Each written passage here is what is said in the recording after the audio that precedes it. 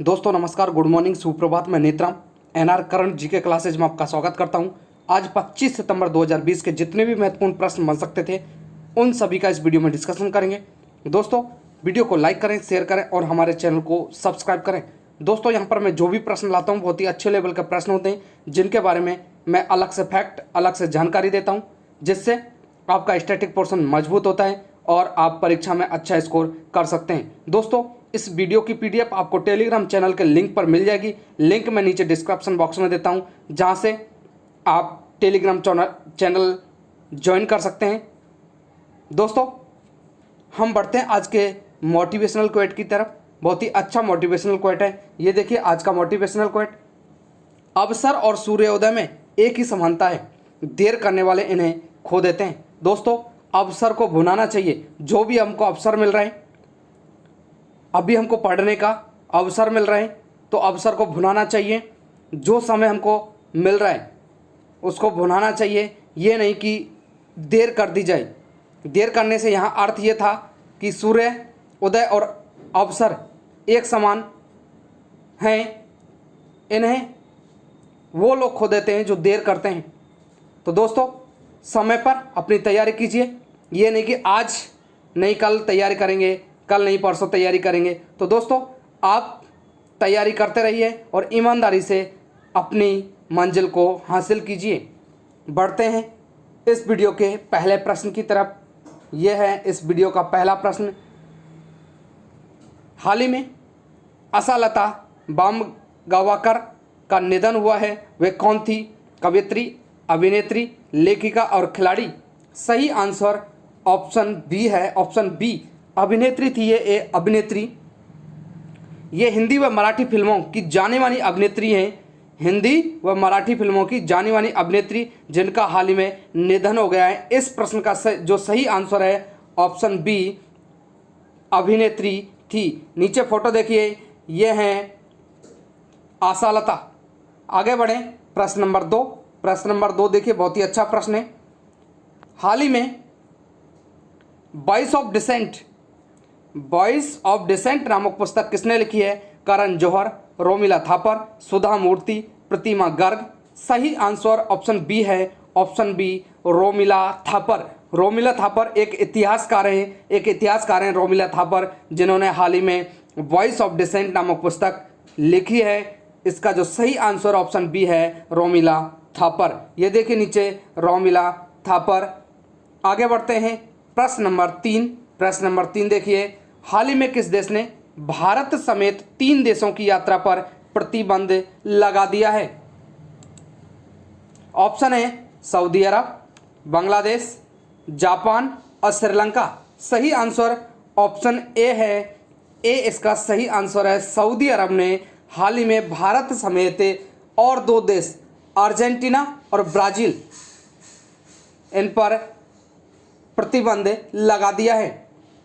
प्रतिबंध क्यों लगाया है? कोरोना वायरस के मद्देनज़र इन पर प्रतिबंध लगाया है। भारत और जो ब्राज़ील है, अर्जेंटीना है, इन देशों में कोरोना के लगातार बढ़ते मामले आ रहे हैं, संक्रमण बढ़ रहा है, इसलिए यह निर्णय लिया गया है। इसके अलावा जो लोग इन देशों से यात्रा करके आए हैं उनको 14 दिनों के लिए आइसोलेशन में रखा गया है।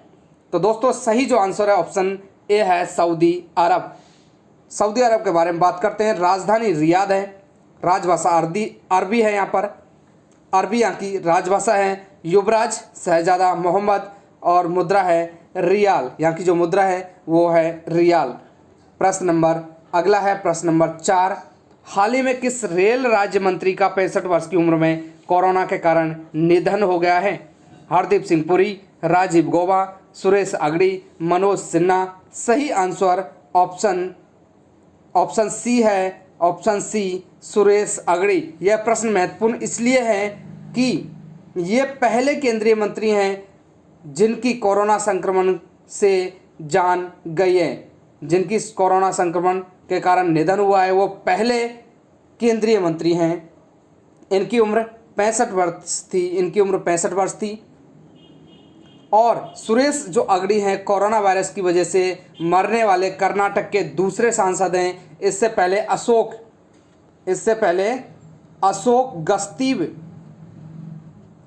इनका भी कोरोना वायरस से निधन हो गया था। ये कर्नाटक की बेलगाम से 4 बार लोकसभा सांसद रहे हैं। नीचे देखिए, ये हैं सुरेश अगड़ी। आगे बढ़ते हैं, प्रश्न नंबर 5। प्रश्न नंबर 5 है दोस्तों ये, हाल ही में किस पहली महिला को राफेल लड़ाकू विमान उड़ाने के लिए चुना गया है? कोमल सचदेवा, शिवांगी सिंह, अंजलि सिंह, अवनी चतुर्वेदी। सही आंसर ऑप्शन बी है। ऑप्शन बी इसका सही आंसर है, शिवांगी सिंह। शिवांगी सिंह इसका सही आंसर है। शिवांगी सिंह लड़ाकू राफेल विमान उड़ाने वाली पहली महिला पायलट बन गई हैं। शिवांगी को राफेल विमान के स्क्वाड्रन की पहली महिला पायलट बनने का गौरव हासिल हुआ है। उन्हें देश के सबसे ताकतवर राफेल विमान उड़ाने की जिम्मेदारी मिली है। शिवांगी की जो अभी हाल ही में पोस्टिंग है वो राजस्थान में है। राजस्थान में इनकी हाल ही में पोस्टिंग है और ये हैदराबाद में ट्रेनिंग पूरी होने के बाद शिवांगी इस समय मिग 21 की फाइटर पायलट हैं और वह राजस्थान में हैं। ये देखें नीचे, शिवांगी सिंह। आगे बढ़ें, प्रश्न नंबर अगला, हाल ही में अंतर्राष्ट्रीय पत्रिका टाइम्स मैगजीन ने 100 सबसे प्रतिभाशाली लोगों की लिस्ट में किस भारतीय अभिनेता को शामिल किया है? ये अभिनेता की बात है, किस भारतीय अभिनेता को शामिल किया है? सलमान खान, अजय देवगन, अनिल कपूर, आयुष्मान खुराना इसका सही आंसर है। ऑप्शन डी इसका सही आंसर है। इस पत्रिका में कुल 5 भारतीयों को चुना गया है। कुल 5 भारतीयों को नाम शामिल हैं। इसमें प्रधानमंत्री नरेंद्र मोदी का नाम शामिल है। इसके अलावा गूगल के CEO हैं सुंदर पिच्चई, उनका नाम शामिल है। अभिनेता आयुष्मान खुराना और HIV पर शोध करने वाले रविंदर गुप्ताल, और इसके अलावा एक हैं शाहीन बाग में धरने पर बैठी थी, शाहीन बाग दादी नाम दिया है उसको, उसका नाम जो था वो है बिल्किस, ये भी इसमें शामिल हैं। ये धरने पर जब बैठी थी तो तिरंगा इनके हाथ में था। अभी जो टाइम्स मैगजीन है उनमें 100 प्रतिभाशाली जो व्यक्ति की लिस्ट है उसमें 5 भारतीयों को चुना है। 5 भारतीयों का नाम मैंने बताए हैं आपको। अभिनेता आयुष्मान खुराना है, प्रधानमंत्री नरेंद्र मोदी, इसके अलावा गूगल के CEO सुंदर पिच्चई और HIV पर शोध करने वाले रविंदर गुप्ताल और शाहीन बाग में जो धरने पर बैठी थी बिल्किस, ये 5 व्यक्ति टाइम्स जो पत्रिका है उसकी 100 प्रतिभाशाली व्यक्तियों की लिस्ट में शामिल हैं। आयुष्मान खुराना, नीचे एक फोटो देखिए, यह है आयुष्मान खुराना। आगे बढ़ें, प्रश्न नंबर अगला देखिए, हाल ही में भारतीय रेलवे ने कब तक बड़ी लाइनों के 100% विद्युतीकरण का लक्ष्य निर्धारित किया है? 2030, 2023, 2040, 2050। सही आंसर ऑप्शन बी है। ऑप्शन बी 2023 इसका सही आंसर है। भारतीय रेलवे ने बड़ी लाइनों के मार्ग को वर्ष 2023 तक 100% विद्युतीकरण करने की योजना है। इस वर्ष 1 अप्रैल तक कुल 63,631 किलोमीटर रेल मार्गों में से लगभग 63% बड़ी लाइनों का विद्युतीकरण किया जा चुका है। रेल मंत्री ने बताया है कि 23,765 किलोमीटर रेल लाइनों का विद्युतीकरण होना बाकी है। आगे बढ़ें, प्रश्न नंबर अगला देखिए। प्रश्न नंबर अगला है, किस राज्य में देश के पहले चिकित्सा उपकरण पार्क का शिलान्यास किया गया है? दोस्तों बहुत अच्छा प्रश्न है, बहुत इंपॉर्टेंट प्रश्न है, आप इस पर स्टार लगाइए। प्रश्न दोबारा से सुनिए, किस राज्य में देश के पहले चिकित्सा उपकरण पार्क मेडिकल डिवाइसेस पार्क का शिलान्यास किया गया है? बिहार, पंजाब, झारखंड और केरल। सही आंसर ऑप्शन डी है, केरल इसका सही आंसर है। केरल में देश के पहले चिकित्सा उपकरण पार्क मेडिकल डिवाइसेस पार्क का शिलान्यास किया गया है। इस पार्क का जो उद्देश्य यह है चिकित्सीय उपकरण उद्योग को अनुसंधान एवं विकास, परीक्षण एवं मूल्यांकन जैसी सेवाओं की एक पूर्ण श्रृंखला उपलब्ध कराना, ये इसका प्रमुख उद्देश्य है। जो भारत सरकार के विज्ञान एवं प्रौद्योगिकी विभाग हैं के श्री चित्रा तिरुनाल चिकित्सा एवं प्रौद्योगिकी संस्थान, इसके अलावा केरल सरकार की औद्योगिक एवं निवेश संवर्धन एजेंसी, केरल राज्य औद्योगिक विकास निगम लिमिटेड की एक संयुक्त पहल के आधार पर चिकित्सीय उपकरण पार्क को केरल के तिरुअनंतपुरम जिले के थोनकक्ल स्थित लाइफ साइंस पार्क में स्थापित किया जाएगा। तो केरल के तिरुवनंतपुरम जिले के जो एक पार्क है लाइफ साइंस पार्क, उसमें स्थापित किया जाएगा। इसका सही जो आंसर ऑप्शन डी केरल, और केरल में तिरुवनंतपुरम जिले में जो पार्क है वो है लाइफ साइंस पार्क, इसमें स्थापित किया जाएगा। हम केरल की बात करें तो राजधानी तिरुअनंतपुरम है, राज्यपाल पी सत्यशिवम है, मुख्यमंत्री पिनराई विजयन है, विधानसभा की 140 सीटें, राज्यसभा की 9 और लोकसभा की 20 सीटें। केरल को गॉड ऑफ कंट्री, ईश्वर का अपना घर के नाम से भी जाना जाता है। राज्य उत्सव है जो यहाँ का वह ओनम है। राष्ट्रीय पार्क यहाँ पर देखिए Eravikulam national park, Periyar national park, silent valley national park, ये यहाँ के प्रमुख नेशनल पार्क हैं। आगे बढ़ें, प्रश्न नंबर 8, हाल ही में किस मशहूर शेफ ने किचन्स ऑफ ग्रेटिट्यूड टाइटल पुस्तक लिखी है? दोस्तों बहुत अच्छा प्रश्न है, प्रश्न बहुत अच्छा है। किस मशहूर शेफ ने, ये भारत का एक मशहूर शेफ है जिसने किचन्स ऑफ ग्रेटिट्यूड टाइटल पुस्तक लिखी है? विकास खन्ना, राकेश सेठी, संजीव कुमार, जसपाल इंदर सिंह कालरा। सही आंसर ऑप्शन ए है विकास खन्ना। विकास खन्ना इसका सही आंसर है।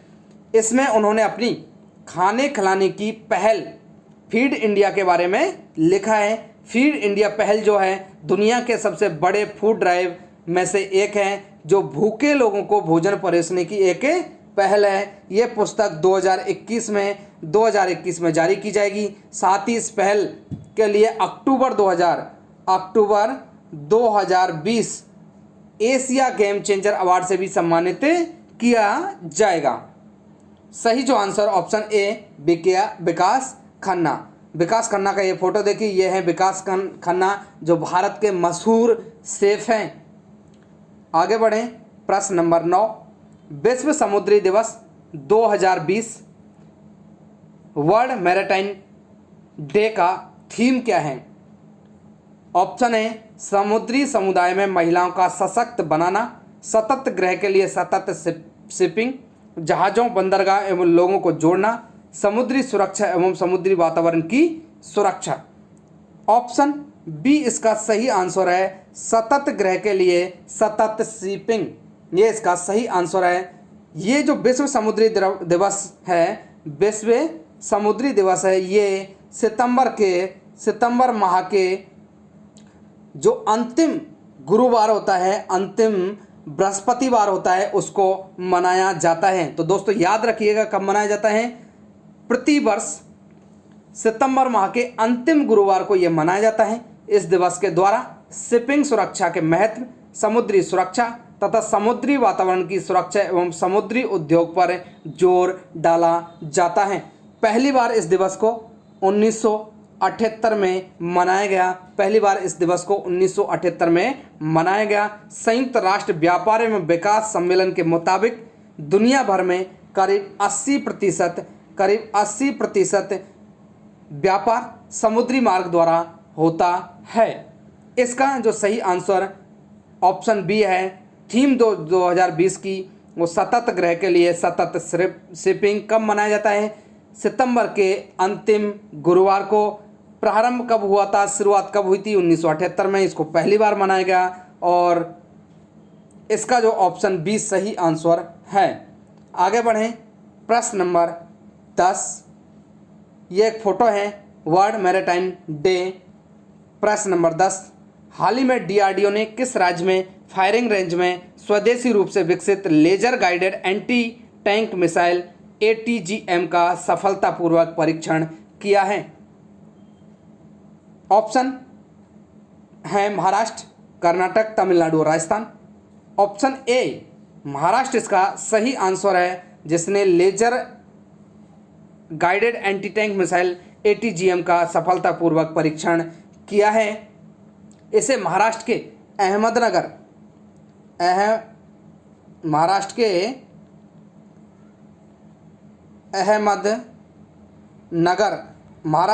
अहमदनगर में MBT अर्जुन टैंक से फायर किया गया है। इस टेस्ट के दौरान एंटी टैंक मिसाइल के 3 किलोमीटर दूरी पर मौजूद लक्ष्य को सफलतापूर्वक नष्ट किया। जो एंटी टैंक मिसाइल है उसने जो 3 किलोमीटर दूरी पर जो लक्ष्य रखा गया था उसको सफलतापूर्वक नष्ट किया। इससे पहले मंगलवार को ओडिशा के बालासोर में भी DRDO ने अभ्यास लड़ाकू ड्रोन का सफल परीक्षण किया था। अगर महाराष्ट्र की बात करें तो महाराष्ट्र के बारे में देखते हैं। मुफ्त स्वास्थ्य बीमा प्रदान करने वाला ये पहला राज्य बना था। बॉम्बे हाई कोर्ट के जो चीफ जस्टिस हैं वो दीप शंकर दत्ता हैं। राजधानी मुंबई है। इस राज्य का गठन 1 मई 1960 को हुआ है। कुल जिले 36 हैं। राजभाषा मराठी है। मुख्यमंत्री हैं उद्धव ठाकरे। राज्यपाल भगत सिंह कोश्यारी। विधायिका द्विसदनात्मक है। विधान परिषद की 78 सीटें, विधानसभा की 288, लोकसभा की 48 और राज्यसभा की 19 सीटें। नेशनल पार्क यहाँ पर देखिए संजय गांधी नेशनल पार्क है, चंदौली नेशनल पार्क, इसके अलावा गुगमल नेशनल पार्क। कुछ पर्यटन स्थल देखिए यहाँ पर अजंता, एलोरा, एलिफेंटा की गुफाएं, बीबी का मकबरा, गेटवे ऑफ इंडिया, ये यहाँ के प्रमुख पर्यटन स्थल हैं। प्रमुख नदियाँ देखिए यहाँ पर गोदावरी नदी, कृष्णा नदी, पूर्णा नदी, कोयना नदी, और यहाँ का जो प्रमुख नृत्य है वो लावनी है और तमाशा है। कई बार प्रश्न आया है लावनी कहाँ का प्रमुख नृत्य है, तो ये महाराष्ट्र का प्रमुख नृत्य है। कोयना नदी को महाराष्ट्र की जीवन रेखा कहा जाता है। यहाँ से भी प्रश्न बना है कि महाराष्ट्र की जीवन रेखा किस नदी को कहा जाता है, तो कोयना नदी को महाराष्ट्र की जीवन रेखा कहा जाता है। आगे बढ़ते हैं। प्रश्न नंबर 11 देखिए, हाल ही में वर्ष 2020 में संयुक्त राष्ट्र की किस वर्षगांठ को मनाया जा रहा है? 73वीं वर्षगांठ, 74वीं वर्षगांठ, 75वीं वर्षगांठ और 76वीं वर्षगांठ। दोस्तों इस प्रश्न के लिए आपको ये पता होना चाहिए कि संयुक्त राष्ट्र की स्थापना कब हुई थी। संयुक्त राष्ट्र की स्थापना कब हुई थी, तो आपको संयुक्त राष्ट्र की स्थापना मैं बता देता हूँ। 24 अक्टूबर 1945, 24 अक्टूबर 1945 को हुई थी। तो आप इसके हिसाब से बता सकते हो कि अभी कौन सी वर्षगांठ मनाई जा रही है। तो ऑप्शन सी इसका सही आंसर है। 75वीं वर्षगांठ मनाई जा रही है। संयुक्त राष्ट्र महासभा की एक बैठक 21 सितंबर को वर्चुअली आयोजित की गई। इसमें the future we want the UN we need reframing our collective commitment to multi terrorism शीर्षक से एक घोषणा पत्र जारी किया गया। वर्ष 2020 में संयुक्त राष्ट्र की 75वीं वर्षगांठ है। आपको स्थापना बताई है 24 अक्टूबर 1945। बाकी बात करते हैं संयुक्त राष्ट्र के बारे में। इसकी स्थापना बता दी है 24 अक्टूबर 1945 को हुई। मुख्यालय न्यूयॉर्क में है, संयुक्त राज्य अमेरिका। इसके सदस्य देशों की संख्या 193। अध्यक्ष एंटोनियो गुटेरेस हैं। इसकी 6 भाषाएं हैं। कार्यकारी जो भाषाएं अरबी, चीनी, अंग्रेजी, फ्रांसीसी, रूसी और स्पेनी, ये इसकी कार्यकारी भाषाएं हैं। आगे बढ़ते हैं दोस्तों। प्रश्न नंबर 12, हाल ही में लोकसभा ने विदेशी अंशदान विनिमय संशोधन विधेयक 2020 पारित किया है। मूल रूप से विदेशी अंशदान विनिमय अधिनियम किस वर्ष पारित किया गया था? दोस्तों प्रश्न को आप समझिए। प्रश्न हाल ही में विदेशी अंशदान विनिमय संशोधन विधेयक 2020 पारित हुआ है। मूल रूप से विदेशी अंशदान जो विनिमय अधिनियम किस वर्ष पारित किया गया था? तो ऑप्शन 2010, 2011, 2012 और 2013। सही आंसर ऑप्शन ए 2010 में मूल रूप से जो विदेशी अंशदान विनिमय अधिनियम है उसको पारित किया गया था। यह भारत में विदेशी योगदान की प्राप्ति को नियंत्रित करने वाले कानून में कई बड़े बदलावों का प्रस्ताव करता है। इसने विदेशी अंशदान विनिमय अधिनियम 2010 में संशोधन किया है और हाल ही में 2020 विधेयक पारित किया गया है। दोस्तों आगे बढ़ते हैं। जो हमारा आज का प्रश्न रहेगा जिसका जवाब आपको कमेंट बॉक्स में देना है। प्रश्न है, हाल ही में किस देश के मोनाश विश्वविद्यालय के वैज्ञानिकों ने दुनिया की पहली बायोनिक आंख बनाई है? बहुत ही अच्छा प्रश्न है दोस्तों। आपको इस प्रश्न का जवाब कमेंट बॉक्स में देना है। ऑप्शन में बोल देता हूं, अमेरिका, चीन, ऑस्ट्रेलिया और भारत। सही जो आंसर है वो आपको कमेंट बॉक्स में लिखना है। आगे बढ़ते हैं दोस्तों। जो हमारा कल के प्रश्न के बारे में बात करें। प्रश्न था, हाल ही में जापान के नए प्रधानमंत्री के रूप में किसे चुना गया है? ऑप्शन ए इसका सही आंसर योशिहिदे सुगा को जापान के नए प्रधानमंत्री के रूप में चुना गया है। ऑप्शन ए इसका सही आंसर है। दोस्तों मैं आशा करता हूँ वीडियो आपको अवश्य ही अच्छी लगी होगी। वीडियो को लाइक करें, शेयर करें और हमारे चैनल को सब्सक्राइब करें। सभी के लिए धन्यवाद।